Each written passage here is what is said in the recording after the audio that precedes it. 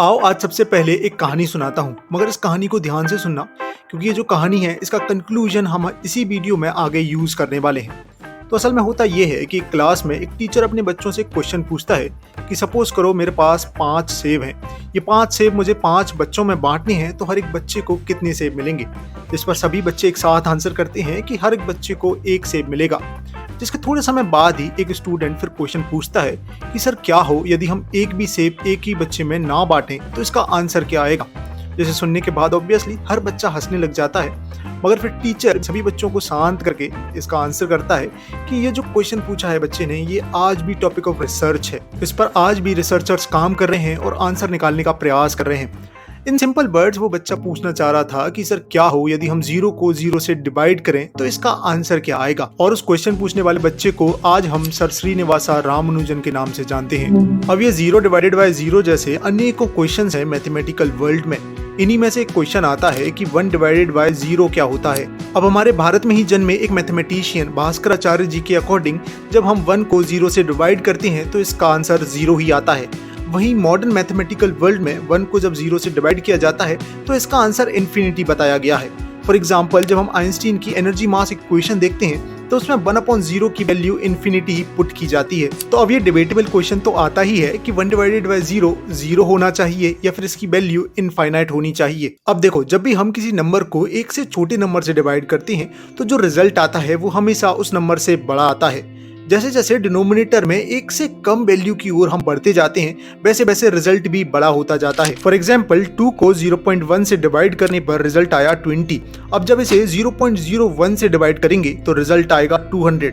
अब इसमें देखो कि जैसे जैसे हम डिनोमिनेटर को एक से छोटा करते जा रहे हैं वैसे वैसे हमारी फाइनल वैल्यू बढ़ती जा रही है। जितना इस वैल्यू को हम 0 के पास रखेंगे उतना ही बड़ा रिजल्ट हमें मिलेगा। और ऐसे 1 और 0 के बीच इनफाइनाइट वैल्यूज हो सकती हैं। जिसका मतलब ये भी है कि जब हम सबसे छोटी वैल्यू यानी कि 0 से किसी नंबर को डिवाइड करेंगे तो आंसर इनफाइनाइट आना चाहिए। और बस इसी तर्क का यूज कर कई लोग इसका आंसर करने का प्रयास करते हैं कि 1 डिवाइडेड बाय 0 असल में इनफाइनाइट होता है। अब ये सुनने में तो बिल्कुल भी गलत साउंड नहीं कर रहा है, बट इस एक्सप्लेनेशन में और इस आंसर में कई सारे फ्लॉज हैं जिसे कि कई मैथमेटिशियंस भी सपोर्ट करते हैं। जैसे कि कई मैथमेटिशियंस बोलते हैं कि जब हम किसी वैल्यू को 0 से डिवाइड होना मान रहे हैं तो 1 डिवाइडेड बाय 0 इन्फिनिटी होगा, वहीं 2 डिवाइडेड बाय 0 भी इन्फिनिटी होगा। जिसका कहीं ना कहीं ये मतलब निकलता है कि 1 इक्वल्स 2 हो जाएगा।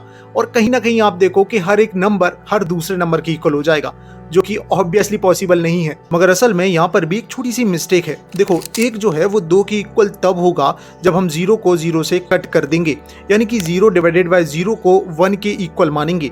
लेकिन जैसा कि मैंने बताया कि इस पर तो सर श्रीनिवासा रामानुजन के समय से ही रिसर्च और डिबेट चालू थी और 0 डिवाइडेड बाय 0 का रिजल्ट 0 नहीं होता है। इसका आंसर नॉट डिफाइंड या कैन नॉट बी डिफाइंड होता है।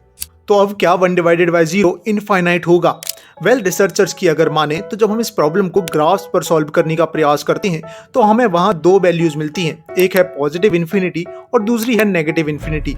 इन वैल्यूज में जो नेगेटिव इन्फिनिटी है ये कुछ ज्यादा फिजिकल सिग्निफिकेंस नहीं रखती है, इसलिए इस वैल्यू को ड्रॉप कर दिया जाता है और हम यूज करते हैं पॉजिटिव इन्फिनिटी।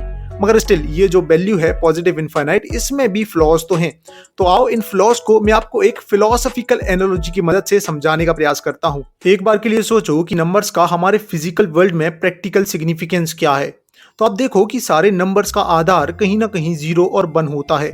फिजिकल सिग्निफिकेंस समझने के लिए 0 मतलब आप अभाव या फिर अस्तित्व ना होने से समझ सकती हो, वहीं 1 का मतलब एग्जिस्टेंस भाव या अस्तित्व होने से समझा जा सकता है। जैसे कि जब भी हम किन्हीं ऑब्जेक्ट्स को गिनते हैं तो उनके अस्तित्व को हम एक एक करके गिन रहे होते हैं, यानी कि एक के बाद के सभी नंबर्स का आधार एक ही तो है। अब जब हम किसी नंबर को किसी दूसरे नंबर से डिवाइड कर रहे होते हैं तो असल में वहां हम कर क्या रहे होते हैं। जैसे कि 4 को 2 से डिवाइड किया, इसका अर्थ है कि 2 को कितनी बार जोड़ा जाए कि 4 आ जाए, जिसका आंसर आ जाएगा 2 टाइम्स। इसी प्रकार से यदि 1/0 का आंसर हम इनफाइनाइट मान लेते हैं तो इसका अर्थ ये निकलेगा कि 0 को इनफाइनाइट बार जोड़ने पर 1 आएगा। अब 0 यानी कि नथिंगनेस या फिर अभाव और 1 यानी कि समथिंग या अस्तित्व। तो फिर ये अभाव को इनफाइनाइट टाइम्स जोड़ने से भाव यानी कि अस्तित्व कैसे आ सकता है? ये तो हमारा बेसिक सिद्धांत है ना कि something can not be created out of nothing, यानी कि अभाव से अस्तित्व की उत्पत्ति नहीं हो सकती है। कुछ नहीं से कुछ कैसे ही उत्पन्न हो सकता है।